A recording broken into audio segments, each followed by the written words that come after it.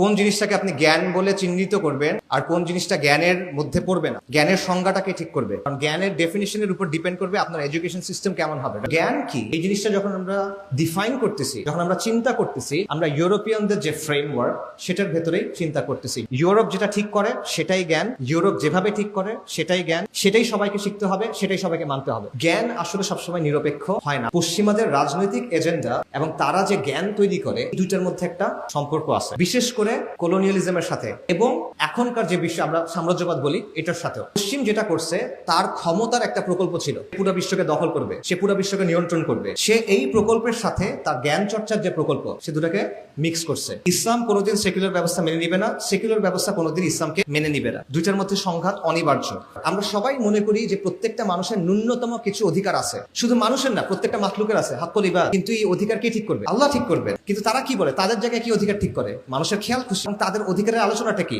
সমকামিতার অধিকার আছে, লিঙ্গ বদলের অধিকার আছে, আত্মহত্যা করার অধিকার আছে, ইসরায়েলের গণহত্যার অধিকার আছে। আপনার ধর্মের ব্যাপারে সে যেমন বলতে পারে যে এটা তো তোমার বিশ্বাস, আমার বিশ্বাস না, তার অবস্থানের ব্যাপারে আপনি বলতে পারেন এটা তো তোমার মত, এটা তো আমার মত না। আপনার অবস্থান যেমন বায়াসড, তার অবস্থানও আলটিমেটলি বায়াসড। এটা ভুলেও মনে করবেন না যে সেকুলার অবস্থান নিরপেক্ষ অবস্থান। দুনিয়াতে কোনো নিরপেক্ষ অবস্থা হয় না। আচ্ছা, শিক্ষা নিয়ে যেহেতু আলোচনা, শিক্ষা নিয়ে একটা বিখ্যাত উক্তি আছে, নলেজ ইজ পাওয়ার। এই উক্তিটা কার, কেউ জানেন? জ্ঞানী শক্তি, বিখ্যাত উক্তি, ফ্রান্সিস বেকন। এটা হলো ফ্রান্সিস বেকনের উক্তি।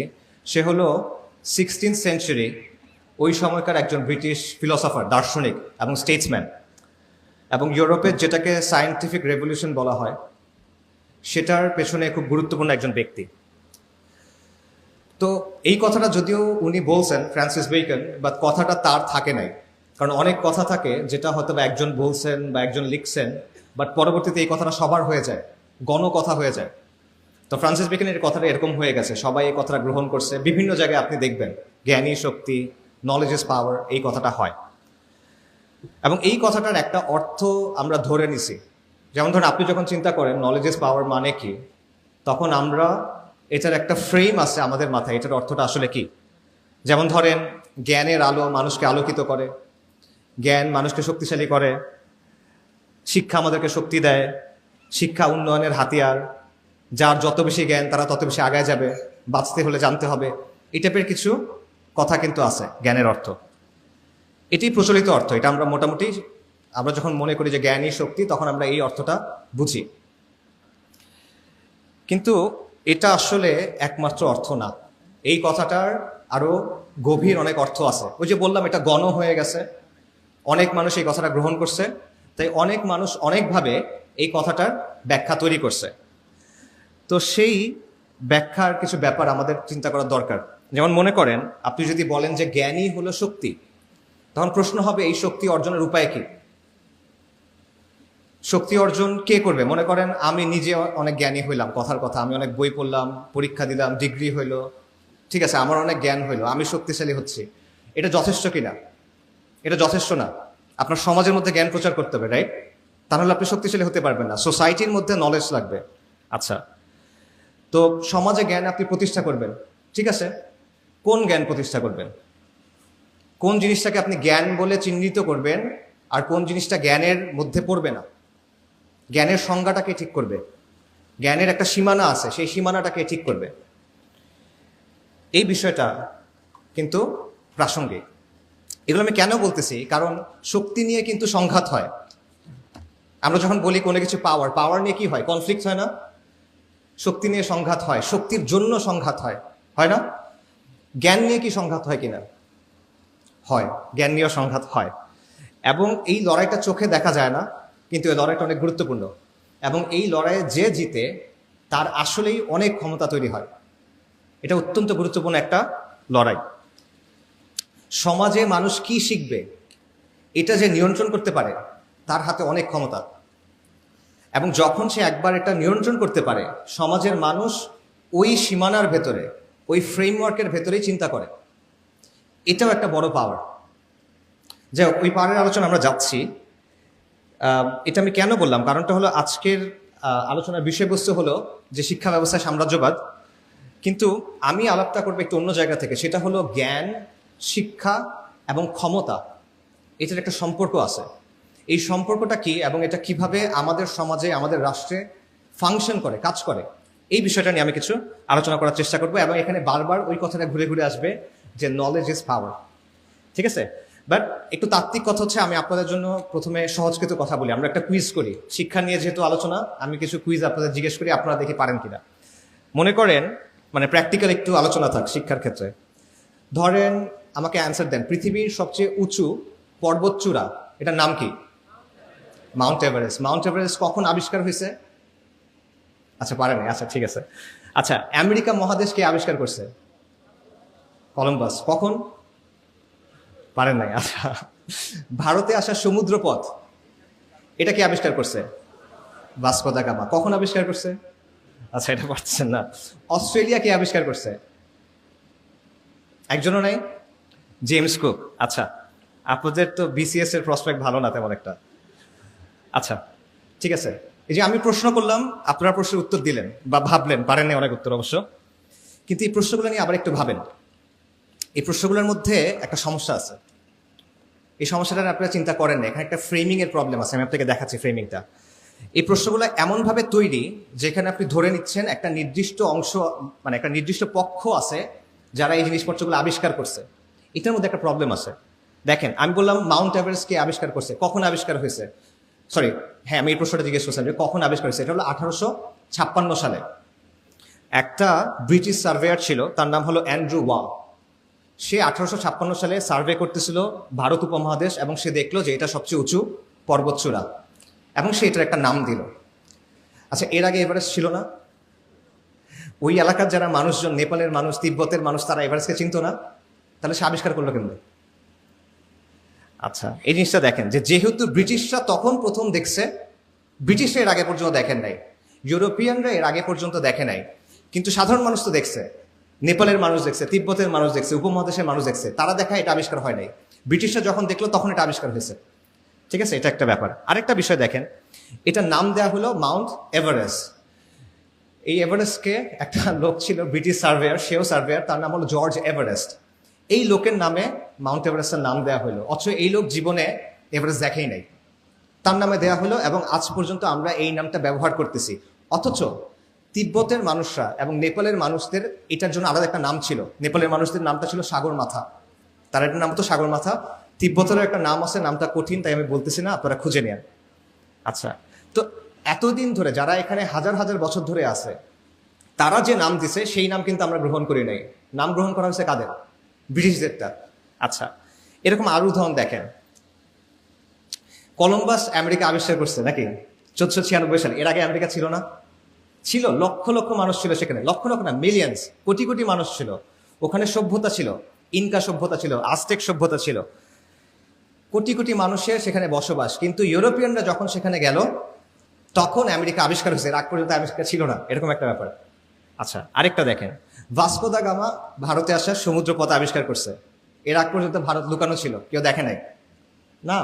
এই সমুদ্রপথ আরবরা, পার্সিয়ানরা এবং ভারতীয় মার্চেন্টরা, বণিকরা শত শত বছর বা আরো বেশি ব্যবহার করছে। ভাস্কো দা গামা হলো প্রথম ইউরোপিয়ান যে এটা ইউজ করছে, কিন্তু আমরা বলতেছি সে এটা আবিষ্কার করছে, সে কিন্তু এটা আবিষ্কার করে নাই। অস্ট্রেলিয়া জেমস কুক আবিষ্কার করছে। আপনারা যারা বিসিএস দিবেন মনে রাখেন 1770 সালে। এটাও কিন্তু আবিষ্কার না, তখনও অলরেডি অস্ট্রেলিয়াতে লক্ষ লক্ষ মানুষ বসবাস করে। যেহেতু ইউরোপিয়ানরা প্রথম সেখানে গেল, তাই তখন অস্ট্রেলিয়া আবিষ্কার হলো। ঠিক আছে, অর্থাৎ তারা আসলে কি করছে, তারা প্রথম ইউরোপিয়ান যারা এই কাজটা করছে, কিন্তু এটাকে প্রেজেন্ট করা হয় কি, তারা মানব জাতির মধ্যে প্রথম যারা এই কাজটা করছে। অর্থাৎ ইউরোপ যখন কোনো কিছু একটা করে তখন এটা মানব জাতির মধ্যে প্রথম হয়ে যায়। ইউরোপের যেটা অবস্থান, এটা মানব জাতির জন্য অবস্থান। এইটা হলো এই ফ্রেমিংটার প্রবলেম। ঠিক আছে, যদি ইউরোপ না জানে তাহলে সেটা বাস্তব না, যদি ইউরোপ না দেখে তাহলে এটা আবিষ্কার হয় নাই, যদি ইউরোপ নাম না দেয় তাহলে আগের কোনো নাম নাই। যদি ইউরোপ যখন কোনো জিনিসকে ইউরোপ জানে, যখন কোনো জিনিসকে ইউরোপ দেখে, তখন ওটা জ্ঞান হয়ে ওঠে, তার আগ পর্যন্ত এটা জ্ঞান না। ইউরোপ জানার আগে কোটি কোটি মানুষ জানে, আমেরিকায় কোটি কোটি মানুষ ছিল, ভারতবর্ষে ব্যবসা হয়ে আসছে হাজার হাজার, মানে শত শত হাজার হাজার বছর ব্যবসা হয়ে আসছে, ডাজন্ট ম্যাটার। ইউরোপ যেহেতু জানে না, এটা জ্ঞান না। সো ইউরোপ হলো মানদণ্ড, ওয়েস্ট, দ্য ওয়েস্ট হলো মাপকাঠি, ক্রাইটেরিয়ান, যেটা দিয়ে আপনি রিয়ালিটিকে এবং জ্ঞানকে বিচার করেন। এটা হলো বায়াস। এটাকে নাম আছে, এটা হলো ইউরোসেন্ট্রিক বায়াস বলা হয় বা ইউরোসেন্ট্রিজম বলা হয়। আমি বলি এটা হলো ফিরিঙ্গি কেন্দ্রিকতা। এটার আরেকটা এক্সাম্পল দিই, আমার কাছে স্লাইড থাকলে আমি দেখাতে পারতাম। সেটা হলো আপনারা ম্যাপ দেখেন না, বিশ্ব মানচিত্র। এখনকার যতগুলো বিশ্ব মানচিত্র আছে এটা একটা নির্দিষ্ট ফরম্যাটে তৈরি করা হয়, এটাকে বলা হয় মার্কেটের প্রজেকশন। মার্কেটার 1569 সালে একজন ইটালিয়ান ন্যাভিগেটর ছিলেন, উনি একটা ম্যাপ তৈরি করছিলেন ওয়ার্ল্ডের, তার নাম হলো গেরডাউস মার্কেটার। এটার আদলেই বর্তমানের অধিকাংশ ম্যাপ তৈরি করা হয়। এখন এই ম্যাপগুলো যদি আপনারা খেয়াল করেন বা আপনাদের কাছে মোবাইল থাকলে এখন চেক করতে পারেন, দেখবেন ইউরোপ এবং উত্তর আমেরিকাকে, নর্থ আমেরিকাকে বড় করে দেখানো হয়, আফ্রিকা, ল্যাটিন আমেরিকা, এশিয়া ছোট করে দেখানো হয়। এবং আপনারা চেক করবেন গ্রিনল্যান্ডের সাইজ ওই মানচিত্রে আর আফ্রিকার সাইজ কাছাকাছি, অথচ গ্রিনল্যান্ডের আয়তন কত জানেন কেউ? লাইক 2 মিলিয়ন স্কোয়ার কিলোমিটারের মতো। আফ্রিকার কত? 30 মিলিয়ন স্কোয়ার কিলোমিটার, 15 গুণ।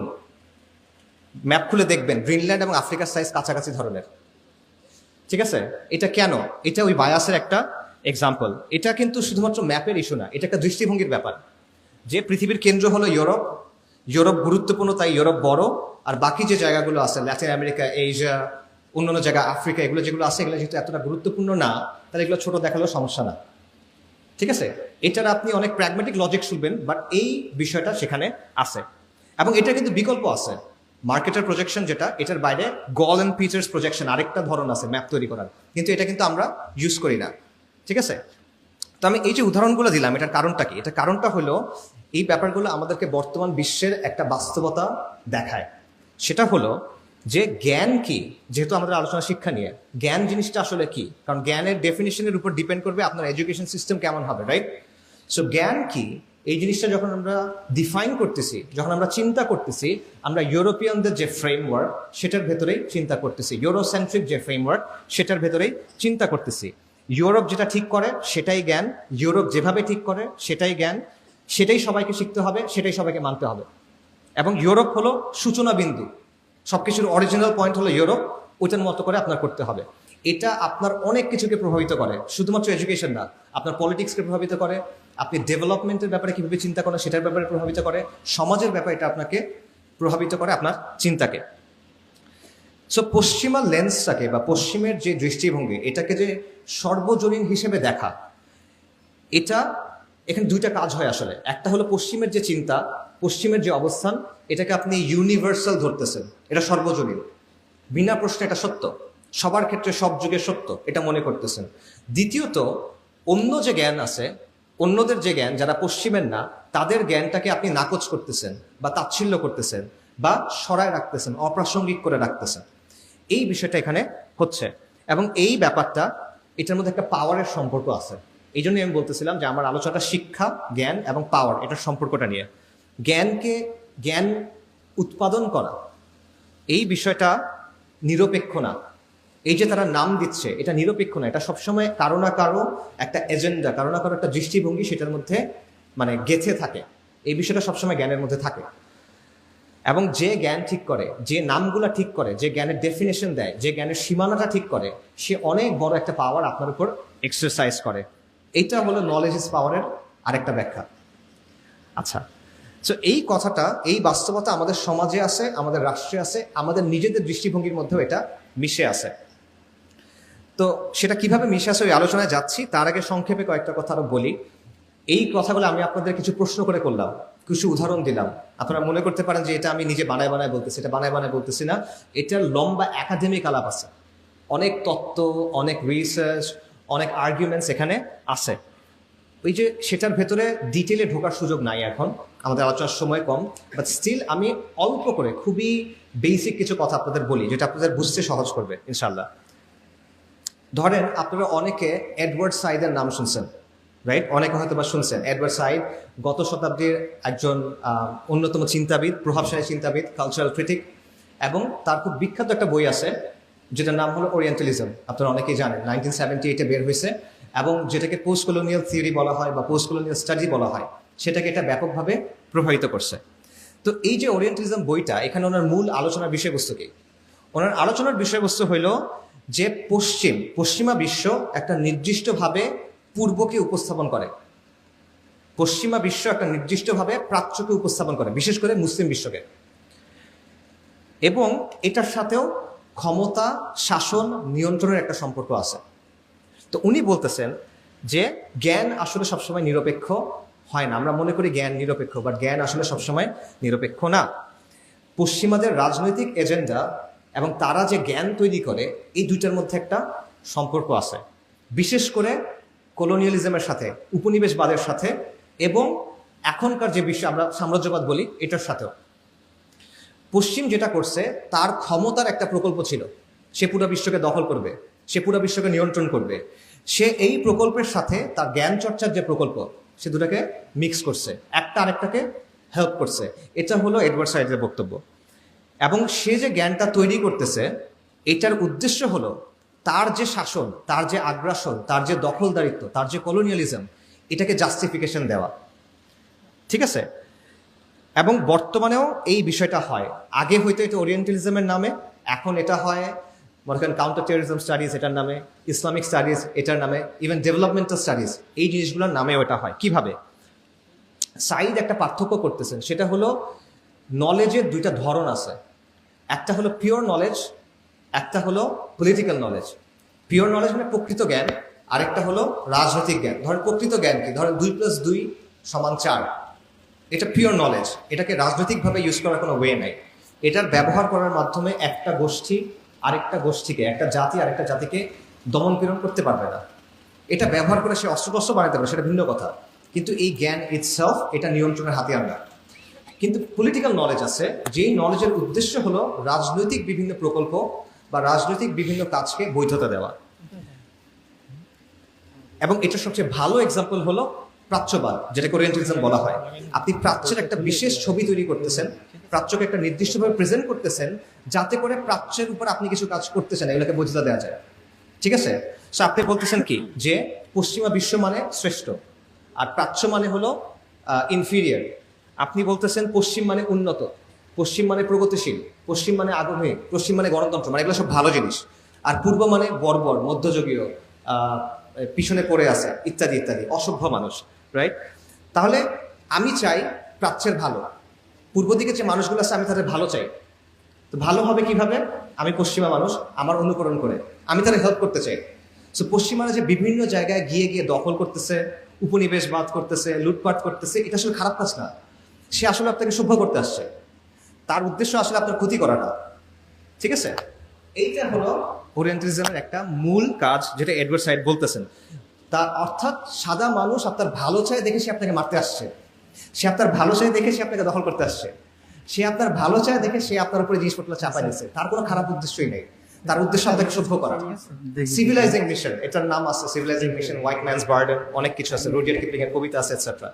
সো এখানে সে কি করতেছে দেখেন, তার দখলদারিত্বের একটা কাজ আছে, সে দখল করতে চায়, লুট করতে চায়, শাসন করতে চায়।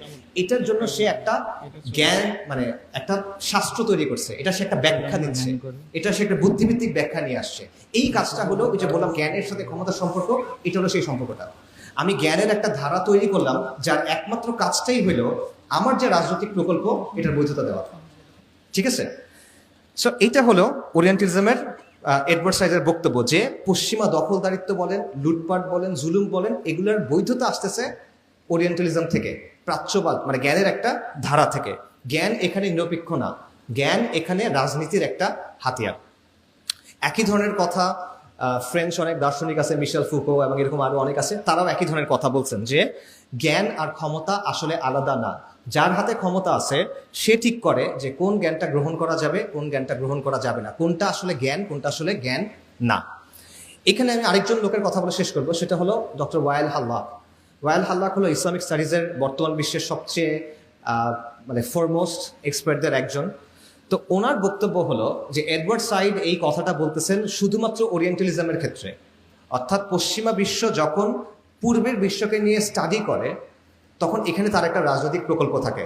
এটা হলো এডওয়ার্ড সাইডের কথার একটা সিম্পলিফাইড ভার্সন।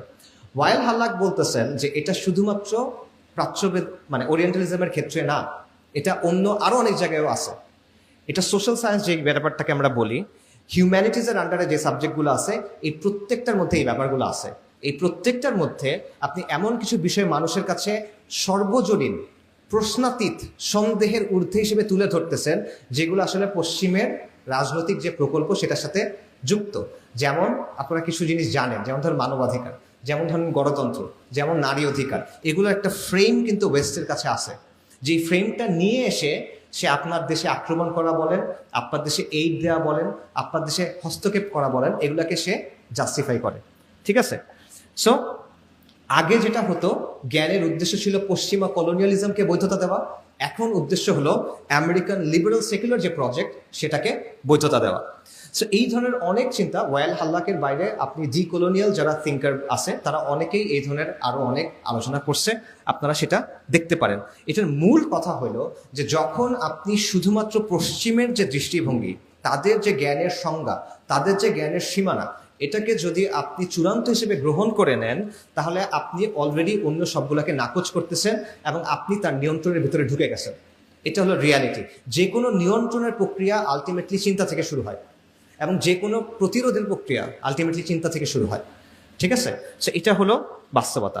তো আমাদের বর্তমানের সাথে এটা সম্পর্ক কি? আমি অনেক তত্ত্ব বলছি, বর্তমানের সাথে সম্পর্ক কি? আমাদের পুরা দেশের, আমাদের রাষ্ট্রে, আমাদের শাসন ব্যবস্থায়, আমাদের শিক্ষা ব্যবস্থায়, আমাদের সমাজ ও সংস্কৃতিতে দুইটা শক্ত বায়াস আছে, যেটা আপনারা দেখবেন। একটা হলো পশ্চিমা বায়াসটা, আরেকটা হলো কলকাতা কেন্দ্রিক একটা বায়াস। ঠিক আছে? আমি আপনাদের এক্সাম্পল দিই, আপনারা মিলান। ধরেন আমাদের ইতিহাসের বইগুলোতে সুলতানি আমলের যে শাসন বা আওরঙ্গজেব, এই টাইপের শাসকদের কিভাবে দেখা হয়? দখলদার, দাঙ্গাবাজ, তাই না? আর হিন্দু যে শাসক আছে, বৌদ্ধ যে শাসক আছে, তাদের কিভাবে দেখা হয়? এটা হলো আমাদের গৌরবের সময়। এটা হলো কলকাতা কেন্দ্রিক বায়াসের একটা এক্সাম্পল। আরেকটা দেখেন, আমাদের সমাজ বইগুলোতে কলকাতার নবজাগরণ, যেটা হলো হিন্দু সমাজের ভেতরে একটা সংস্কার মুভমেন্ট, সেটা নিয়ে 4-5 পৃষ্ঠা লম্বা আলোচনা। আর আপনি মুসলিম সমাজের মধ্যে যে সংস্কার আন্দোলন আছে তাদের নিয়ে আলোচনা দেখেন, 1 প্যারা 2 প্যারা। এটা আমি নিজে খুঁজে দেখছি। 23 সালে, ওই 24 সালের শুরুতে আমরা এগুলো খুঁজে দেখছিলাম। হাজি শরীয়তুল্লাহ, ফরাইজি আন্দোলন, তিতুমির, শাহ ওলিউল্লাহ মুহাদ্দিস দেলভি, ঠিক আছে, সৈয়দ আহমেদ শাহিদ, ওলামায়ে দেওবন্দ, বা এই টাইপের যত মুভমেন্ট আছে, এগুলো নিয়ে কোনো আলোচনা আপনি পাবেন না। অল্প অল্প কিছু আলোচনা হয়তো বা ফরাইজিদের নিয়ে আসে। এটা সে তুলনা করেন রাজা রামমোহন রায়কে নিয়ে কত লম্বা আলোচনা, ঈশ্বরচন্দ্র বিদ্যাসাগরকে নিয়ে কত লম্বা আলোচনা। বায়াসের একটা এক্সাম্পল এটা। আচ্ছা, ব্রিটিশ বিরোধী আন্দোলনে মুসলিমদের যে লম্বা গৌরবের ইতিহাস, এটা আপনি পাচ্ছেন না। ফকির আন্দোলন থেকে শুরু করে, ফকির বিদ্রোহ থেকে শুরু করে 1857 সালে মহা অভ্যুত্থান বলেন, বালাকোটের কথা বলেন, বারাসাতের কথা বলেন, তিতুমিরের কথা বলেন, খিলাফত আন্দোলনের কথা বলেন, মাওলানা উইলায়াত আলী, মাওলানা ইনায়াত আলী, ওনাদের কথা বলেন, ফরাইজিদের কথা বলেন। এই আলোচনা নাই। কার আলোচনা আছে? সূর্য সেনের আলোচনা আছে, প্রীতিলতার আন্দোলন আলোচনা আছে, ক্ষুদিরাম আর প্রফুল্ল চাকির আলোচনা আছে। তারা কোথেকে আসতেছে? আবারও এটা একটা বায়াসের এক্সাম্পল, কলকাতা কেন্দ্রিক বায়াস, সেটার একটা এক্সাম্পল। তো এভাবে কি হচ্ছে, আপনার ইতিহাস থেকে আপনাকে আলাদা করে ফেলা হচ্ছে। ব্রিটিশ বিরোধী যে আন্দোলন, আমাদের যে সংগ্রাম, সেখানে আপনার রোল যেটা ছিল, ইসলামের যে ভূমিকা ছিল, মুসলিম পরিচয়ের যে ভূমিকা ছিল, এটা কিন্তু আপনি মুছে ফেলতেছেন। আরও আছে, আপনি শিক্ষার ক্ষেত্রে দেখেন, পর্দার বিধান নিয়ে নেগেটিভ প্রেজেন্টেশন আমাদের বইয়ের মধ্যে এগুলো আছে। আমাদের ইসলাম শিক্ষা বইতে ইসলামের এমন সব ব্যাখ্যা দেওয়া হচ্ছে যেটা হলো রাষ্ট্রের অনুমোদিত ব্যাখ্যা, সেকুলারদের অনুমোদিত ব্যাখ্যা, সেটা আপনি দিতে পারতেছেন। আমাদের সমাজবিজ্ঞান বইতে জেন্ডার আইডিওলজি এটা আছে, ট্রান্সজেন্ডার বা ঢোকানো হয়েছে, আন্দোলন করে কিছুটা কমানো হয়েছিল, এগুলো আপনারা সব জানেন। আমাদের সমাজবিজ্ঞান বইতে র্যাডিক্যাল ফেমিনিজম থেকে আসা অনেক অবস্থানকে সর্বজনীন সত্য হিসেবে তুলে ধরা হয়েছে। এগুলো হলো ইউরোসেন্ট্রিক বায়াস। ঠিক আছে? সো এটার ফলে কি হচ্ছে, একদিকে আপনি তার অবস্থানটাকে সর্বজনীন হিসেবে তুলে ধরতেছেন, অন্যদিকে আপনার যে অবস্থান, আপনার যে ইমান, আপনার যে দিনের অবস্থান, সেটাকে তাচ্ছিল্য করতেছে, যেটা আসলে কিছু না। আরও দেখেন, আমাদের এখানে লালমনিরহাটে 69 হিজরির একটা মসজিদ আছে, আমি এটা অনেক জায়গায় আলোচনা করছি, সাহাবা মসজিদ। এইটার কথা আপনারা বইয়ে কিন্তু গুরুত্ব দিয়ে পাবেন না। আদৌ আছে কিনা জানি না আমি, যদি থাকেও গুরুত্ব দিয়ে নাই। অথচ এটা অত্যন্ত গুরুত্বপূর্ণ একটা বিষয়, কারণ এটার ফলে আপনার আত্মপরিচয়ের যে আলোচনা, আপনার ইতিহাসের যে আলোচনা, এটা পুরোটা চেঞ্জ হয়ে যায়। এই যে আমাদের দেশে বলে যে আমাদের দেশে বাংলার ইসলাম চলবে, আরবীয় ইসলাম চলবে না। 69 হিজরিতে এখানে ইসলাম আসলে, ওটা কোন ইসলাম আসছে? 69 হিজরি মানে কারবালার 8 বছর পর। সাহাবারা দুনিয়াতে তখনও রাদিয়াল্লাহু আনহুম ফার্স্ট জেনারেশন দুনিয়াতে আসেন। ওই অবস্থায় যদি ইসলাম বাংলায় আসে, সেটা কোন ইসলাম? কিন্তু আপনি যেহেতু এটা সরাই ফেলছেন, আপনি এখন বলতে পারতেছেন আমাদের আরবের ইসলাম লাগবে। আরবের ইসলাম হলে হবে না, বাংলার ইসলাম লাগবে। আপনি বলতে পারতেছেন আরবের ইসলাম এখানে আসে নাই, পারস্য ঘুরে একটা ইসলাম এখানে আসছে, ওই ইসলাম আমাদের গ্রহণ করতে হবে। তো এই কথাটা আনলে ওই পুরা কথাটা কিন্তু ভেঙে যায়। বাঙালি মুসলিমের পরিচয় নিয়ে যে আলোচনা আছে পুরাটা আপনি ভেঙে দিতে পারেন, কিন্তু সেটা কিন্তু এখানে আসতেছে না। আমাদের এখানে যে অলিয়া উলিয়ারা আসছিলেন, বাবা আদম শহীদ বলেন, শাহ মাকদুম বলেন, শাহ জালাল বলেন, এরকম অনেকজন আসছেন না, তাদের আলোচনা কিন্তু আপনার বইয়ে নাই। তাদের আলোচনা যেহেতু আপনার বইয়ে নাই, আপনার আত্মপরিচয়ের মধ্যে ওই কথাগুলো নাই। এই সবগুলা কি করতেছে? আপনি নিজেকে নিয়ে কিভাবে চিন্তা করেন এটাকে প্রভাবিত করতেছে না? আপনার পরিচয় নিয়ে আপনি কিভাবে চিন্তা করেন এটাকে প্রভাবিত করতেছে না? আপনি ইতিহাস নিয়ে কিভাবে চিন্তা করেন এটাকে প্রভাবিত করতেছে। আপনি ভবিষ্যৎ নিয়ে কিভাবে চিন্তা করেন সেটাকে প্রভাবিত করতেছে, এবং এটা আমাদের সমাজ ও সংস্কৃতিকে প্রভাবিত করতেছে। ফর এক্সাম্পল, এডওয়ার্ড সাইদের একটা কথা ছিল যে পশ্চিমারা কি করছে, পূর্ব দিকের যারা মানুষ তাদের একটা ক্যারিকেচার তৈরি করছে। ক্যারিকেচার বুঝেন তো, মানে সে আসলে যেমন সেভাবে আপনি তাকে দেখান না, আপনি তার একটা বিকৃত রূপ দেখান যেটাকে অ্যাটাক করা সহজ, রাইট? এই জিনিসটা বাংলাদেশে মানে হুবহু সেকুলার প্রগতিশীলরা করে, হুজুরদের ব্যাপারে, এই আপনাদের ব্যাপারে, হুজুরদের ব্যাপারে, মুসলিম পরিচয়ের ব্যাপারে। দশকের পর দশক নাটক, সিনেমা, মিডিয়াতে আপনারা দেখছেন যে দাড়ি টুপিওয়ালা মানুষ মানে এটা নেতিবাচক জিনিস, হুজুর মানে হলো নারী লোভী, হুজুর মানে প্রতারক, হুজুরের বউ নির্যাতিত, হুজুরের বউকে মুক্ত করতে হবে। কে মুক্ত করবে? সেকুলার প্রগতিশীলরা গিয়ে তাকে মুক্ত করবে। আমাদের কালচার যেগুলো হিন্দুদের কাছ থেকে আসছে বা বৌদ্ধদের কাছ থেকে আসছে, ফানুস উড়ানো থেকে শুরু করে মঙ্গল শোভাযাত্রা টাইপের যত জিনিসপত্র আছে সব বাঙালি সংস্কৃতি, টিপ থেকে শুরু করে সব বাঙালি সংস্কৃতি। আর যখনই ইসলামের কোনো কিছু আসে, যেই ইসলাম 69 হিজরি থেকে এখানে আসে 1400 বছর ধরে, তখন ওটা হলো বাইরের জিনিস। ঠিক আছে, একটা বায়াস, ক্লিয়ার বায়াস আপনি এখানে দেখবেন। সো এইরকম অনেকগুলো ব্যাপার আছে, অন্যান্য জায়গায় আমি আলোচনা করছি, এখানে আর বললাম না। এই সবগুলো কিন্তু হচ্ছে কেন? কারণ আমাদের সমাজের শিক্ষা, আমাদের সমাজের জ্ঞান, আমাদের সমাজের চিন্তা দুইটা লেন্সের ভেতর দিয়ে আসতেছে। একটা হলো ইউরোসেন্ট্রিক বায়াস, আর একটা হলো কলকাতা সেন্ট্রিক একটা বায়াস। আচ্ছা, সো এইটা হলো নলেজ ইজ পাওয়ারের আরেকটা রিয়ালিটি, যে নলেজকে নিয়ন্ত্রণ করে তারা এইভাবে সমাজকে, সংস্কৃতিকে, রাজনীতিকে নিয়ন্ত্রণ করতে পারে। এবং এই পাওয়ারটা বাংলাদেশে কারা এক্সারসাইজ করে? বাংলাদেশের যারা সেকুলার প্রগতিশীল গোষ্ঠী, যারা সংখ্যায় অনেক কম, তারা এই পাওয়ারটা হাতে রাখে। এই যে দেখেন অনেকগুলো সংস্কার কমিশন হয়েছে না, এই সংস্কার কমিশনগুলোর ভেতরে কারা আছে? এই সেকুলার প্রগতিশীল গোষ্ঠী, এরাই আছে। এরা দেশের মানুষের প্রতিনিধিত্ব করে না, কিন্তু তারা ঠিক করতেছে সংস্কার কিরকম হবে। আমরা শিক্ষা নিয়ে আলাপ করতেছি, শিক্ষার সংস্কার ব্যাপারটা একটা পলিসি রিলেটেড আলোচনা, রাইট? পলিসি কি হবে সেটা নিয়ে আলোচনা। তো ওই টেবিলে আপনি তো যেতেই পারতেছেন না, আপনাকে ওই টেবিলে তারা ঢুকতেই দিবে না। ওই টেবিলে তারা এনে বসাচ্ছে কাদেরকে? সেকুলার লিবারাল কিছু মানুষজনকে, তারাই ঠিক করতেছে। অর্থাৎ আপনি যে সংস্কার করবেন ওই সুযোগটা আপনাকে দেওয়া হচ্ছে না, অতটুক পর্যন্ত আপনি যেতে পারবেন না। এই রিয়ালিটিগুলো আছে, আপনি কোনো জায়গায় প্রোগ্রাম করতে পারবেন না, কথা বলতে পারবেন না, এই রিয়ালিটিগুলো ওখানে আছে। এবং এটা হচ্ছে এই পাওয়ারটার কারণে। এবং এই পাওয়ারটার ব্যাপারটা এমন যে এটা সেকুলাররা যদিও বানাইছে, আমরা এটা গ্রহণ করে নিয়েছি। এই কারণে অনেক মানুষ যারা মুসলিম, অনেক মানুষ যারা ইসলামের পক্ষে কাজ করার কথা বলে, তারাও এই ফ্রেমের ভেতর দিয়ে চিন্তা করে যে অমুককে আসতে দেওয়া যাবে না, তমুককে আসতে দেওয়া যাবে না, ওই কথা বলা যাবে না, ওই কাজটা করা যাবে না, কারণ ভারত রাগ করবে, কারণ আমেরিকা এই কাজটা করতে দিবে না, সো আমরা এটা করতে দিব না। তারা নিজে একবারে এই কাজটা করতেছে। অর্থাৎ চিন্তার মধ্যে এই প্রভাবটা পড়ে গেছে, ইভেন যারা মুসলিম পরিচয়কে ওন করে বা ইসলামের জন্য কাজ করার কথা বলে। এইটা হলো পাওয়ার, নলেজ ইজ পাওয়ারের রিয়ালিটি হলো এইটা। সো এইটা কেন হয়েছে আমি সংক্ষেপে শেষ করি, বেশি সময় যেহেতু নাই। এটার অনেকগুলো কারণ আছে। এটার একটা কারণ হলো কলোনিয়ালিজম। উইলিয়াম অ্যাডামস নামে একজন স্কটিশ মিশনারি এবং শিক্ষা নিয়ে কাজ করা ব্যক্তি ছিলেন। উনি বলতেছেন যে ইংরেজরা এখানে আক্রমণ করার আগে বাংলায় 80,000 শিক্ষা প্রতিষ্ঠান ছিল এবং প্রতি 400 মানুষের জন্য একটা মাদ্রাসা ছিল। ইংরেজরা এসে এগুলো সবগুলো ধ্বংস করছে। মুসলিমদের অনেকগুলো সামাজিক প্রতিষ্ঠান ছিল যেগুলো ওয়াকফের ভিত্তিতে চলতো, মদদে মাআশ ছিল, জায়গিরদার ছিল, এরকম ব্যাপার ছিল, যেগুলো বেসিক্যালি মাদ্রাসা, মক্তব, খানকা, মুসাফির খানা, এরকম অনেকগুলো জিনিসকে ফান্ড করতো। ইংরেজরা এই প্রত্যেকটা জিনিস ভেঙে দিছে, আইন করে, দখল করে সব নিয়ে নিছে। যার ফলে যেটা হয়েছে, ওই যে সামাজিক একটা ইকোসিস্টেম ছিল ওটা পুরোপুরিভাবে কোলাপস করছে। তারপর ইংরেজরা রাষ্ট্র শাসনের প্রশাসনিক ভাষা চেঞ্জ করে দিছে হুট করে। একদিকে এগুলো সব ভেঙে দিছে, আরেকদিকে চেঞ্জ করে বলছে আগে ফার্সি ছিল, এখন ইংরেজিতে এই কাজগুলো করতে হবে। কিন্তু মুসলিমদের তো এখন সুযোগই নাই, মুসলিম মধ্যবিত্ত ক্লাসটা নষ্ট হয়ে গেছে। মানে কয়েক দশকের মধ্যে মুসলিম মধ্যবিত্ত ক্লাসটা নিশ্চিহ্ন হয়ে গেছে। তারা পারতেছে না বাচ্চাদেরকে স্কুলে পাঠাতে, মানে শিক্ষা প্রতিষ্ঠানে পাঠাতে। এই জিনিসটাও এখানে হয়েছে। সো এটা হলো জাস্ট একটা এক্সাম্পল। আরেকটা জিনিস হলো, পশ্চিমাদের একটা দৃষ্টিভঙ্গি আছে শিক্ষার ব্যাপারে, এটাকে এপিস্টেমিক রেসিজম বলে, জ্ঞানতাত্ত্বিক বর্ণবাদ। মানে যেটা আমি বললাম, ওরা যেটা বুঝছে এটাই জ্ঞান, এটার বাইরে আর কিছু নাই। আপনারা ম্যাকঅলির কথা শুনছেন হয়তোবা, ভারতের যে শিক্ষা ব্যবস্থা এটার ফাদার বলতে পারেন তাকে। এই লোকের একটা কথা আছে যে ইউরোপের একটা ভালো লাইব্রেরির একটা তাকে বা একটা ভালো লাইব্রেরির একটা শেলফে যেই পরিমাণ বই আছে এবং সেখানে যে জ্ঞান আছে, পুরা ভারত এবং পুরা আরবের জ্ঞান সেটা সমান না। ঠিক আছে, আবারও শোনেন, ইউরোপের একটা লাইব্রেরির একটা সাইডে যে জ্ঞান আছে, পুরা আরব এবং পুরা ভারতের জ্ঞান এটা সমান না। এটা হলো সহজ ভাষায় এপিস্টেমিক রেসিজম, যেটা তারা বলছে এটাই ঠিক, বাকিদেরটা গোনার টাইম নেই, এটা কোনো মূল্য নাই, সহজ কথা। এই দৃষ্টিভঙ্গিটা আমাদের মধ্যে আছে, আমাদের সমাজের মধ্যে এই দৃষ্টিভঙ্গি তৈরি হয়েছে। কিভাবে হয়েছে? কারণ ওরা নিজেদের একটা শিক্ষা ব্যবস্থা তৈরি করছে, ওরা তো শোষণ করে। কলোনিয়ালরা কি করছে, ইংরেজরা কি করছে, 200 বছর ধরে শোষণ করছে, লুটপাট করছে। লুটপাট করার জন্য কিন্তু একটা সিস্টেম লাগে।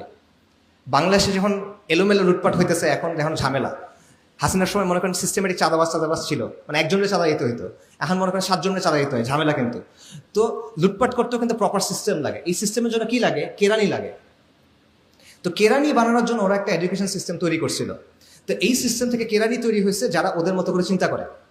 কেরানি মানে বিসিএস দিছে যারা, মানে জিতো যারা, আপনারা এখন নেগেটিভ ভাবে নিতে পারেন, বাট পয়েন্টটা কিন্তু আমলাতন্ত্র, যেটা ইংরেজদের বানানো আমলাতন্ত্র, এটা সিম্পলি তাদের যে শাসনযন্ত্র, যেটার মূল কাজ ছিল শোষণ করা, এটাকে প্রপারলি রান করানোর জন্য তৈরি হয়েছে। যেই কারণে এই আমলাতন্ত্রটা এতটা গণবিরোধী, এটা বাস্তবতা। যাই হোক, এখন কি হয়েছে, এই সিস্টেম থেকে যারা বের হয়েছে তারা কিন্তু ইউরোপের চিন্তাভাবনা নিয়ে বের হয়েছে। সো তারা ইসলামের ব্যাপারে, মুসলিম পরিচয়ের ব্যাপারে, ইসলামী যে জ্ঞান সেটার ব্যাপারে তাদের দৃষ্টিভঙ্গি ভালো না খারাপ? খারাপ। সে ইংরেজের চোখ দিয়ে ইসলামকে দেখে। এবং ইংরেজরা যখন গেছে, ক্ষমতায় কাদেরকে বসেছে? এদেরকে, যারা ওদের বিরুদ্ধে 50 বছর 40 বছর ধরে যুদ্ধ করে আসছে, তাদের তো সে বসাবে না। যারা তার অনুগত তাদেরকে সে বসায় গেছে। সো এই যে দৃষ্টিভঙ্গি, এটা আমাদের সমাজে রয়ে গেছে। সো এইভাবে এমন একটা অবস্থা হয়েছে যে আমাদের সমাজের এখন অবস্থাটা কি দেখেন, ইসলামের সাথে সম্পর্কিত যে কোনো মূল্যবোধ, যে কোনো বিধান, যে কোনো চর্চা, এটাকে আমরা অনগ্রসর মনে করি, এটাকে আমরা মধ্যযুগীয় মনে করি, এটাকে আমরা ব্যাকডেটেড মনে করি। পশ্চিমা চিন্তা আর দর্শন আর ব্যবস্থা, এটা কি খুব ভালো, এটা হলো প্রগতির পথ, এটা হলো উন্নতির পথ, এটাই করতে হবে, এই তো সুন্দর, ওরা যেহেতু বলছে তাই ভালো, এটা আমরা চিন্তা করি। এবং আমরা চিন্তা করি যে ইসলাম লিমিটেড একটা জায়গা আছে, আপনার ব্যক্তিগত জীবনে আপনি এটা পালন করবেন, এর বাইরে যদি এটা আপনি আনতে চান, যে আনতে চাইবে এই লোক সমস্যা, একে দমন করতে হবে, উগ্রবাদী, রাইট, তাকে আটকায় ফেলতে হবে আপনার। সো এইটা হলো আপনার আত্মপরিচয় এবং আপনার আত্মবিশ্বাস, এটাকে সে সম্পূর্ণভাবে ধ্বংস করে দিছে। আপনি পরিপূর্ণভাবে তার মতো করে চিন্তা করতেছেন অলমোস্ট। এবং আমরা নিজেরা এখন ইসলামের অনেক বিষয়কে সন্দেহের চোখে দেখি, আমরা নিজেরা আমাদের দিন নিয়ে হীনমন্যতায় ভুগি, এবং আমরা পশ্চিমা কাঠামোর বাইরে গিয়ে চিন্তা করতে ভয় পাই। এইটার কারণ হলো এই জ্ঞানতাত্ত্বিক বিষয়টা। ঠিক আছে, আচ্ছা। সো এইভাবে এই পুরা ব্যাপারটা, জ্ঞানের ব্যাপারে এই দৃষ্টিভঙ্গি আমাদের সমাজ, শাসন সবকিছুকে নিয়ন্ত্রণ করতেছে। তো এটা শেকড় কোথায়? এটা শেকড় দুটো জায়গায় বা একটা জিনিসে, সেটা হলো সেকুলার শাসন বা সেকুলার রাষ্ট্র। মানে আপনি যদি চান, আপনি মনে করেন শিক্ষার সংস্কার করতে চান, কিন্তু শিক্ষার সংস্কারের বিষয়টা যুক্ত হলো সেকুলার শাসন এবং সেকুলার রাষ্ট্রের সাথে। কেন?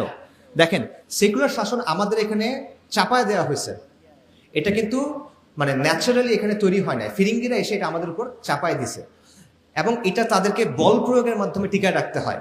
ইসলাম কোনোদিন সেকুলার ব্যবস্থা মেনে নিবে না, সেকুলার ব্যবস্থা কোনোদিন ইসলামকে মেনে নিবে না, দুইটার মধ্যে সংঘাত অনিবার্য। তো সে কি করবে? সে এটাকে সবসময় নিয়ন্ত্রণ করার চেষ্টা করবে। এবং নর্মালি সেকুলারিজমের কাজই এটা, যে সে ধর্মকে নিয়ন্ত্রণ করার চেষ্টা করে। ইসলামের ক্ষেত্রে এই চেষ্টাটা বেশি, কারণ অন্য সব ধর্ম সেকুলারিজমের সাথে মিলে নিজেকে চেঞ্জ করে নিছে। খ্রিস্ট ধর্মের কথা চিন্তা করেন, ইহুদি ধর্মের কথা চিন্তা করেন, তারা এটা করছে, কিন্তু ইসলাম এটা করতেছে না। ইসলাম এখনো বলতেছে যে চূড়ান্ত কর্তৃত্ব কার? আল মালিকুল মুলক, আল্লাহ। সো সে যেহেতু এটা মানতেছে না, তার প্রতি আমার বেশি ফোকাস করতে হবে, তার প্রতি আমার বেশি চাপ দিতে হবে, এই জিনিসটা তারা করতেছে। এই কারণে সেকুলার ব্যবস্থা কন্টিনিউয়াসলি এটা চেষ্টা করতে থাকবে সে যেন সমাজে ইসলামের প্রভাবটা কি করতে পারে, নিয়ন্ত্রণ করতে পারে। এটা সে কন্টিনিউয়াসলি চেষ্টা করতে থাকবে, এবং যতদিন ইসলামের এই স্বকীয়তাটা থেকে যাবে, সেকুলার ব্যবস্থা কিন্তু নিশ্চিন্ত ফিল করবে না, তার মধ্যে একটা অনুভূতি থাকবে যে এদিক থেকে আমার বিপদ হবে। এই জিনিসটাকে আমার থামাতে হবে, এই চিন্তাটা তার অলওয়েজ থাকবে। এই জন্য সে কি করবে, সে পাবলিক স্ফিয়ারে ইসলামের যে প্রভাব এটাকে সে কমানোর চেষ্টা করবে, সে ইসলামের রাজনৈতিক যে চেতনা বা সামগ্রিক যে চেতনা এটাকে ভেঙে ফেলার চেষ্টা করবে, এবং সে মুসলিমদের চেষ্টা করবে মুসলিমরা যেন আদর্শিকভাবে সেকুলার কাঠামোকে গ্রহণ করে নেয়। সো এই কারণে শিক্ষা এবং জ্ঞান নিয়ে যে বিষয়টা, এটা সরাসরি সেকুলার শাসনের সাথে জড়িত। এবং আবারও এটা অন্য একটা ভাবে চিন্তা করতে পারে, সেটা হলো আধুনিক যে শাসন, এটা দুইটা দিক আছে। একটা হলো রাষ্ট্রের বল প্রয়োগের ক্ষমতা, একটা হলো রাষ্ট্রের মানুষের চিন্তাকে নিয়ন্ত্রণ করার ক্ষমতা। একটা হলো শক্তি প্রয়োগ, একটা হলো সম্মতি উৎপাদন। শক্তি প্রয়োগ কিভাবে হয়? আর্মি, পুলিশ, বিচার বিভাগ, র্যাব, ট্যাব, এই যেগুলো আছে, এদের কাজ কি? আপনাকে পিটায় সোজা রাখা, রাইট? সহজ ভাষায় এটার কাজ এটা। কিন্তু এর বাইরে কিছু জিনিস আছে যেটার কাজ হলো আপনার চিন্তাটা একটা লাইনের মধ্যে রাখা। আপনি যদি বাইরে গিয়ে চিন্তা না করেন, বরং আপনি এটাকে ভালো বলে মেনে নেন, এটা সে করাইতে চায়। কারণ স্রেফ অস্ত্রের জোরে আপনি দীর্ঘমেয়াদে কোনো শাসনটা টিকে রাখতে পারবেন না। কন্টিনিউয়াসলি মেরে কেটে এটা করা যায় না। মানুষের চিন্তাটাকে যদি আপনি নিয়ন্ত্রণ করতে পারেন, মানুষ যদি একবার মনে করে যে না ঠিক আছে এটা খারাপ কি ভালো, তো এটার জন্য আমি তো গ্যাঞ্জামে কেন যাব, তখন কিন্তু আপনি এটা পারবেন। সো এই জিনিসটা এখানে খুব গুরুত্বপূর্ণ, এবং আদর্শিক কিছু ব্যাপার রাষ্ট্রের জন্য ইউজ করে যাতে করে সে সমাজকে, সমাজের মানুষের চিন্তাকে নিয়ন্ত্রণ করতে পারে। এবং এটার জন্য কি কি ইউজ করে সে এখানে ইউজ করে মিডিয়া, সে এখানে ইউজ করে বিভিন্ন প্রতিষ্ঠান এবং সংস্কৃতি, এবং সে ইউজ করে শিক্ষা ব্যবস্থা। সে শিক্ষা ব্যবস্থার মধ্য দিয়ে আপনাকে কিছু জিনিসপত্র ছোটকাল থেকে বুঝায় দেয়, মগজ ধোলাই করে সহজ ভাষায়, যাতে করে আপনি এটার বিরোধিতা না করেন, যাতে করে আপনি এটাকে প্রশ্ন না করেন, যাতে করে আপনি মনে করেন যে না এই জিনিসটা আমার জন্য ভালো। সো যাই হোক, আমি যদি শেষ করি, সেটা হলো আলটিমেটলি আপনি যদি এখানে আমাদের আলোচনার যে টপিক, আপনি যদি এই যে শিক্ষায় সাম্রাজ্যবাদ বলেন অথবা পশ্চিমের যে নিয়ন্ত্রণ, কলকাতা কেন্দ্রিক যে বায়াস, এগুলো থেকে যদি আপনি বের হইতে চান, তাহলে আপনার এই সমস্যার কেন্দ্রটাকে বুঝতে হবে। এই সমস্যাটা কোত্থেকে আসতেছে? এই সমস্যাটা আসতেছে এই সেকুলার শাসন এবং সেকুলার রাষ্ট্র ব্যবস্থা থেকে। এটা বিচ্ছিন্ন কোনো ইস্যু না, ঠিক আছে? আপনি মনে করেন সহজ ভাষায় আপনি চাচ্ছেন শিক্ষায় ইসলামকে আনতে, প্রাইমারি স্কুলে শিক্ষায় ইসলাম আনুক, আপনি এটা চান, ওকে ফাইন, খুব ভালো হচ্ছে। কিন্তু সে তো আপনাকে দিবে না। কে দিবে না? সেগুলো রাষ্ট্র কাঠামো আপনাকে দিবে না। সে বলবে তোমাকে আমি এখানে এটা দিতে আনতে পারে, তোমাকে এটা আমি করতে দিতে পারি না, সে আপনার এটা বলবে। কারণ এটা কি, তার অস্তিত্বের সাথে জড়িত। একটু আগে এটা বললাম, ইসলামকে তার কন্টিনিউয়াসলি নিয়ন্ত্রণ করতে হবে। এবং দ্বন্দ্বটা এই কারণে আসলে শিক্ষার না, শিক্ষাটা এটা একটা গুরুত্বপূর্ণ অংশ, বাট দ্বন্দ্বটা হলো ইসলামের সাথে সেকুলার ব্যবস্থার দ্বন্দ্ব। এটার একটা ম্যানিফেস্টেশন, এটার একটা উপসর্গ, এটার একটা প্রকাশ হলো এই জ্ঞান নিয়ে, এই শিক্ষা ব্যবস্থা নিয়ে দ্বন্দ্ব, সেটা। সো আপনি যদি এই মূল দ্বন্দ্ব সলভ করতে না পারেন, দীর্ঘমেয়াদে আপনার কোনো সংস্কার আসবে না। এখন এই মানে সমাধানটা আপনি কিভাবে করবেন? দেখেন, আমাদের সমাজে যতগুলো তর্ক আছে তার বেশিরভাগ তর্ক আপনি দেখবেন এই ইউরোসেন্ট্রিক যে বায়াস, অর্থাৎ পশ্চিমা লেন্স দিয়ে দেখা, এটার সাথে জড়িত, এবং ইসলাম আর সেকুলার ব্যবস্থার যে দ্বন্দ্ব সেটার সাথে জড়িত। আমি আপনাদের একটা সহজ এক্সাম্পল দিই। এখন অনেক আলোচনা হচ্ছে নারী কমিশন নিয়ে, নারী কমিশনের কিছু বক্তব্য, এটা নিয়ে উলামায়ে কেরাম এবং ইসলাম প্রিয় জনতা, সাধারণ মানুষও এটার বিরুদ্ধে সবাই কথা বলতেছে, রাইট? আচ্ছা, এখানে তর্কগুলো আসলে কেন হচ্ছে বলেন তো? নারী কমিশন অধিকারের ব্যাপারে কিছু অবস্থানকে ধ্রুব সত্য মনে করে। নারীর অধিকারের ব্যাপারে তারা কিছু অবস্থান আছে যেগুলোকে তারা ধ্রুব সত্য মনে করে, এবং তারা মনে করে সমাজ এবং শাসন এগুলো অনুযায়ী চলা উচিত। এটাই তো অবস্থান। এইটার ভিত্তিতে তারা কিছু পলিসি সাজেশন তৈরি করছে যে আপনার আইনগুলো এভাবে বদলান, আপনার রাষ্ট্র কিভাবে সংস্কার করেন, এটাই তো। আর আপনি এটা বিরোধিতা করতেছেন কেন? আপনি বলতেছেন এটা ইসলামের সাথে সাংঘর্ষিক, এটা আমাদের আমাদের দিন, আমাদের তেহজিব তামাদ্দুন, এটা সাথে সাংঘর্ষিক, এটা আমাদের পরিচয়ের সাথে সাংঘর্ষিক, এটাই তো। তা আলটিমেটলি তর্কটা হলো, সেগুলো আপনি কি বলবে যে তুমি যে বিরোধিতা করতেছো এটা তো আসতেছে ইসলাম থেকে, তুমি কোরআনের কারণে বিরোধিতা করতেছো, তুমি সুন্নাহর কারণে বিরোধিতা করতেছো, তুমি তোমার বিশ্বাসের কারণে বিরোধিতা করতেছো। এই বিশ্বাস তো আমরা মানি না। এটা টকশোতে আলোচনা হয়েছে, আপনারা হয়তো দেখছেন, যে ইসলাম মানে না, যে ইসলাম পালন করতে চায় না, তার জন্য তো একটা সলিউশন দিতে হবে। আপনি সবার উপর ইসলামের সলিউশন চাপাই দিতে পারবেন না, রাইট? এটা তাদের কথা। আচ্ছা, এখন কি করতে হবে তাহলে? আমাদেরকে ইসলামের সমাধান দেওয়া যাবে না, আমাদের একটা সর্বজনীন সমাধান দিতে হবে, এমন সমাধান যেটা সবার জন্য প্রযোজ্য, রাইট? এটা তারা বলে। আর সর্বজনীন সমাধান কোনটা? যেটা সেকুলার সমাধান, সেটা। তো এই প্রশ্নের উত্তর কি? এই প্রশ্নের উত্তর দিতে আমরা আটকায় যাই, আমরা অনেকে আটকায় যাই, বাট প্রশ্নের উত্তরটা আসলে খুব সোজা। চিন্তা করেন, তারা যে বিষয়গুলোকে সঠিক মনে করতেছে, তারা যে বিষয়গুলোকে কাম্য মনে করতেছে, এই মনে করার পেছনে ভিত্তিটা কি? এটা কোত্থেকে আসতেছে? আপনি যখন বলেন যে আমি মনে করি 5 ওয়াক্ত সালাত আদায় করা উচিত, কথার কথা, আপনি বলতেছেন এটা ভিত্তি কি? কোরআন থেকে আসতেছে। পরিবারের পিতা হলো দায়িত্বশীল, এটা কোত্থেকে আসতেছে? নবী সাল্লাল্লাহু আলাইহি ওয়াসাল্লাম হাদিস থেকে আসতেছে, তাই তো? আচ্ছা, আপনার ভিত্তিটা আপনি জানেন, তার ভিত্তিটা কি? সে যখন বলে, তারা মানবাধিকারের কথা যখন বলে, তার ভিত্তি হলো আন্তর্জাতিক মানবাধিকারের যে আলোচনা, যেটা কে তৈরি করছে? জাতিসংঘ, পশ্চিমারা তৈরি করছে, সেখান থেকে আসতেছে। সে বলতেছে প্রগতির কথা, প্রগতি ভালো, এই জিনিসটা প্রগতির সাথে, আপনাদেরটা প্রগতির সাথে মেলে না, আমাদেরটা প্রগতির সাথে মেলে, এই কথাটা সে বলতেছে। প্রগতির ধারণা সে কোত্থেকে আনতেছে? সেটা আনতেছে পশ্চিম থেকে। সে বলতেছে এটা ডেমোক্রেটিক ভ্যালুসের সাথে সামঞ্জস্যপূর্ণ, গণতান্ত্রিক মূল্যবোধের সাথে সামঞ্জস্যপূর্ণ। এটা সে কোত্থেকে পাচ্ছে? পুরা দুনিয়ার মানুষ বসে একসাথে হয়ে ঠিক করছে এগুলো গণতান্ত্রিক মূল্যবোধ? পুরা দুনিয়ার মানুষ একসাথে বসে ঠিক করছে এগুলো মানবাধিকার আমরা সবাই মানছি? না, ওরা ঠিক করছে। সেটা সে আপনার উপর এনে চাপা দিচ্ছে। বরং তারা এটাও বলতেছে যে এই কাজগুলো করা উচিত, কারণ পৃথিবীর বিভিন্ন দেশে এটা হয়। এটা কি ধরনের যুক্তি? পৃথিবীর বিভিন্ন দেশে যেহেতু এরকম আছে, তাই বাংলাদেশে এটা করা উচিত। এটা কি ধরনের যুক্তি? আপনি আমাকে প্রুফ করে দেখান যে জিনিসটা সঠিক। কাজেই এই বিষয়গুলো প্রত্যেকটাকে আপনি প্রশ্নবিদ্ধ করতে পারেন। আমরা সবাই মনে করি যে প্রত্যেকটা মানুষের ন্যূনতম কিছু অধিকার আছে, শুধু মানুষের না, প্রত্যেকটা মাখলুকের আছে হাক্কুল ইবাদ। কিন্তু এই অধিকার কে ঠিক করবে? আল্লাহ ঠিক করবেন। কিন্তু তারা কি বলে, তাদের জায়গায় কি অধিকার ঠিক করে? মানুষের খেয়াল খুশি। এবং তাদের অধিকারের আলোচনাটা কি? সমকামিতার অধিকার আছে, লিঙ্গ বদলের অধিকার আছে, ইউথেনেশিয়ার অধিকার আছে, আত্মহত্যা করার অধিকার আছে, ইসরায়েলের গণহত্যার অধিকার আছে, Israel has the right to defend itself. প্রত্যেকটাই আছে, তারা তাদের মতো করে ঠিক করে। তো এটা সর্বজনীন কিভাবে ভাই? সে তার নিজের কিছু অবস্থানকে আপনার উপর সর্বজনীন বলে চাপাই দিচ্ছে, আপনি তাকে প্রশ্ন করেন না কেন? এই বিষয়টা বুঝতে হবে। সে যখন বলে মানবাধিকার আছে, আমিও বলবো হ্যাঁ মানবাধিকার আছে, আমি মানবাধিকার নিব ইসলাম থেকে, তুমি মানবাধিকার নিচ্ছ পশ্চিম থেকে। আমারটা যদি বায়াসড হয়, তোমারটা নিউট্রাল কেন? রাইট? এই প্রশ্নটা আবার তাকে করতে পারতে হবে প্রত্যেকটা জিনিসের ক্ষেত্রে। আমি বলতে পারি প্রগতির নামে তোমরা এমন কিছু কাজকর্ম করছো যার কারণে তোমাদের সমাজ ধ্বংস হয়ে যাচ্ছে, তোমাদের পরিবার ধ্বংস হয়ে যাচ্ছে, এটা আমি চাই না। আধুনিকতার নামে তোমরা ভালো অনেক কাজ করছো, খারাপ অনেক কাজ করছো। আধুনিকতার নামে তোমরা প্রকৃতিকে নিয়ন্ত্রণ করার চেষ্টা করছো, যার কারণে এখন ক্লাইমেট ডিজাস্টার হচ্ছে, প্রকৃতি ধ্বংস হয়ে যাচ্ছে। লিটারেলি যে জায়গাটায় আমরা থাকি তোমরা সেটা নষ্ট করে ফেলছো। তাহলে এটা পুরোপুরি ভালো কেমনে হয়? আমি মনে করি না এটা ভালো। ব্যাপারটা বুঝতে পারছেন? আপনার ধর্মের ব্যাপারে সে যেমন প্রশ্ন বলতে পারে যে এটা তো তোমার বিশ্বাস, আমার বিশ্বাস না। তার অবস্থানের ব্যাপারে আপনি বলতে পারেন এটা তো তোমার মত, এটা তো আমার মত না, তুমি এটা কিসের ভিত্তিতে আমার উপর চাপাই দিচ্ছ? সো এই বিষয়টা বুঝতে হবে। আপনার অবস্থান যেমন বায়াসড, যদি আপনি বলেন বায়াসড, তার অবস্থানও আলটিমেটলি বায়াসড। সে যে কাজটা করছে সেটা হলো তার নিজের অবস্থান থেকে সে নিরপেক্ষ বলছে। মনে করেন আপনি সালিশ করবেন, সালিশের মধ্যে যে সালিশ হয় তার কিন্তু নিরপেক্ষ হইতে হয়, রাইট? কিন্তু সে যদি আসলে একটা পার্টি হয়, তার নিজের এখানে একটা স্বার্থ আছে, কিন্তু সে সবাইকে বুঝাইছে সে নিরপেক্ষ, তখন কিন্তু সে সালিশে জিতছে, সে যেটা চায় এটাই হয়। তো এই বিষয়টা বোঝা খুব জরুরি। পশ্চিমারা এবং সেকুলাররা এক্স্যাক্টলি এই কাজটাই করছে। তারা আপনার অবস্থানটাকে বলছে বায়াসড। তাদের যে বিশ্বাস, যেই বিশ্বাসের ভিত্তি হলো মানুষের খেয়াল খুশি, এটাকে তারা বলতেছে সর্বজনীন। এই কাজটা তারা করতেছে। সো যাই হোক, যদি আমরা শেষ করি, সেটা হলো আপনার একটা বিশ্বাস কাঠামো আছে, তার একটা বিশ্বাস কাঠামো আছে। আপনার বিশ্বাস কাঠামোর দিক থেকে আপনি এক ধরনের শিক্ষা চান, এক ধরনের সমাজ চান। তার বিশ্বাস কাঠামোর দিক থেকে সে এক ধরনের বিশ্বাস চায়, এক ধরনের সমাজ চায়, এবং দুটো মিলতেছে না, দুটার মধ্যে সংঘাতের মতো একটা অবস্থা।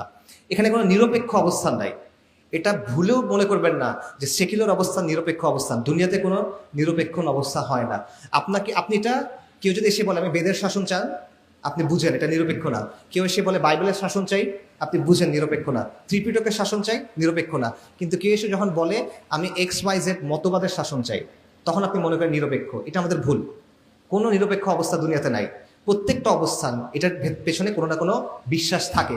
এটা দর্শনে অনেক পুরনো একটা আলাপ, এটার নাম হলো এপিস্টেমিক রিগ্রেস। এটাতে আর ঢুকতেছি না। নিরপেক্ষ কোনো অবস্থান নাই, এটা হয় না, সম্ভব না। এখন দেখেন, সমাজের একটা অংশ এটা চায়, একটা অংশ এটা চায়, এটা সমাধান কিভাবে হবে? আমরা যে সমাধানের কথা বলি কিভাবে হবে, এটা দুইটা ওয়ে আছে। একটা হলো ডায়ালগ, আলোচনা করা। সেকুলাররা আসলো, যারা ইসলামের পক্ষে তারা আসলো, আমরা বললাম যে সামগ্রিক কিছু স্বার্থ আছে সমাজের সামগ্রিক কিছু কল্যাণ আছে, এগুলোর দিকে তাকায় আসেন আমরা আলোচনা করি, আপোষ রফা করি। কিছু জায়গায় আপনি ছাড় দেন, কিছু জায়গায় আমি ছাড় দেই, কথার কথা। এরকম একটা সমাধান হতে পারে। কিন্তু আমার মতে এটা জীবনেও হবে না। কেন হবে না? কারণ সেকুলাররা এটা চায় না। তারা জমিদারি চায়, তারা একচ্ছত্র আধিপত্য চায়, এবং তারা যেহেতু শক্তিশালী এখন, তারা এটা করতে আগ্রহী না। তারা মনে করে যে সে আপনাকে পিছিয়ে ফেলতে পারবে, সে আপনাকে সরাই দিতে পারবে। এটা হলো একটা বিষয়। আর দুই নম্বর বিষয় হলো আসলে তাদের সাথে শেয়ার্ড স্বার্থ আমাদের আছে কিনা কোনো কল্যাণের ব্যাপারে। কোনো একটা ভবিষ্যতের ব্যাপারে আমরা একমত হতে পারতেছি কিনা এটা নিয়েও আমি আসলে শিওর না। মানে তারা কি ধরনের বাংলাদেশ চায় বা তারা এই ভূখণ্ডের জন্য কি ধরনের ভবিষ্যৎ চায় আর আপনি কি ধরনের ভবিষ্যৎ চান, আমার মতে এই দুটো আসলে মেলে না। তো যদি না মেলে তাহলে আপনি আপোষ করবেন কেমনে, না মেলে আপনি ডায়ালগ করবেন কেমনে? আচ্ছা, আর যদি ডায়ালগ না হয় তাহলে অপশনটা কি? একটা অপশন বললাম ডায়ালগ, আরেকটা কি? একটা হলো ডমিনেশন, নিয়ন্ত্রণ করা, আধিপত্য করা। এবং এটাই এখন ওরা করতেছে। ওরা আমাদের উপর পিওর অ্যান্ড সিম্পল আধিপত্য করতেছে। কিভাবে করতেছে? রাষ্ট্রযন্ত্রের মাধ্যমে, প্রতিষ্ঠানের মাধ্যমে, কালচারাল হেজেমনির মাধ্যমে এবং ফোর্সের মাধ্যমে, লিটারাল শক্তি প্রয়োগের মাধ্যমে তারা আপনাকে নিয়ন্ত্রণ করতেছে। এবং এটা তারা পাইছে কিভাবে? কারণ ব্রিটিশদের রাষ্ট্রযন্ত্রটা তারা পাইছে। ব্রিটিশরা তো কি করছিল? আমাদেরকে মেরে কেটে নিয়ন্ত্রণ প্রতিষ্ঠা করছিল, সেটাই তারা পেয়ে গেছে। পাশাপাশি তারা সাংস্কৃতিক এবং সামাজিক বিভিন্ন বয়ান বানাইছে, প্রতিষ্ঠানগুলোর উপর তাদেরই নিয়ন্ত্রণ ছিল, সেটার মাধ্যমে সে এখন এই ব্যাপারগুলো কন্ট্রোল করতেছে, আধিপত্য করতেছে। কাজেই আপনি যদি এটাকে কাউন্টার করতে চান, এটি আসলে মূল কথা, আপনি যদি এটাকে কাউন্টার করতে চান, হ্যাঁ ঠিক আছে, সংস্কারের অনেক আলোচনা আমাদের করতে হবে, কারণ কোনো সমাধান একদিনে আসে না। বাট আপনি যদি আলটিমেটলি এটাকে চেঞ্জ করতে চান, তাহলে আপনার খালি সংস্কার নিয়ে চিন্তা করলে হবে না, আপনারও বুঝতে হবে যে এটা সলিউশন হলো ওদেরকে ডমিনেট করা। এটা সলিউশন হলো সে আপনার উপর আধিপত্য কায়েম করছে। আপনি যদি দীর্ঘমেয়াদী সমাধান চান, আপনাকে এই জিনিসটা ভেঙে ফেলে আপনার হক আদায় করতে হবে। সেটা যে কোনো মিনসে আপনার জরুরি, সেটা আপনার সব করতে হবে। এটা কিভাবে হবে? মানে কেউ যখন আপনার হক দিতে চায় না, আপনি তার কাছ থেকে হক নিবেন, সে আপনার উপর চাপাই দিচ্ছে, আপনি সুন্দর করে বললেন, সে শুনল না, এখন আপনি কি করবেন বলেন? চলে যাবেন? আচ্ছা হক দরকার নেই আমার, কি করবেন? এটা হলো ডমিনেশন। এই জিনিসটা লাগবে। সো সে যদি না থামে, সে যদি না শোনে, তাহলে তাকে বাধ্য করতে হবে। সিম্পল, দুনিয়ার নিয়ম এটা। আপনি অনেক সুন্দর সুন্দর কথা বলতে পারেন, বাট দুনিয়ার নিয়ম হলো এটা আমাদের মাথায় রাখতে হবে। এবং এটা কিভাবে করবেন? এখানে অবশ্যই সংস্কারের বিভিন্ন কাজের কথা আসবে, এখানে আদর্শিক লড়াইয়ের কথা আসবে, এখানে সামাজিক শক্তির কথা আসবে, সামাজিক আন্দোলনের কথা আসবে, জ্ঞান চর্চার বিকল্প ধারা তৈরি এটার কথা আসবে, শক্তির ব্যবহার এটার কথাও আসবে। এটা হলো প্লেন অ্যান্ড সিম্পল রিয়ালিটি। কারণ শিক্ষাটা শুধু কারণ তর্কটা শুধুমাত্র শিক্ষা নিয়ে না, তর্কটা শুধুমাত্র জ্ঞান নিয়ে না, এটার সাথে ক্ষমতার একটা প্রশ্ন জড়িত। ক্ষমতার প্রশ্নের সমাধান শুধুমাত্র তত্ত্ব দিয়ে হয় না, ক্ষমতার প্রশ্নের সমাধান শুধুমাত্র জ্ঞান চর্চা করে হয় না, ক্ষমতার প্রশ্নের সমাধান শুধুমাত্র সংস্কারের মাধ্যমে হয় না। Knowledge is power. আখিরে দাওয়ানা আলহামদুলিল্লাহি রাব্বিল আলামিন। আসসালামু আলাইকুম।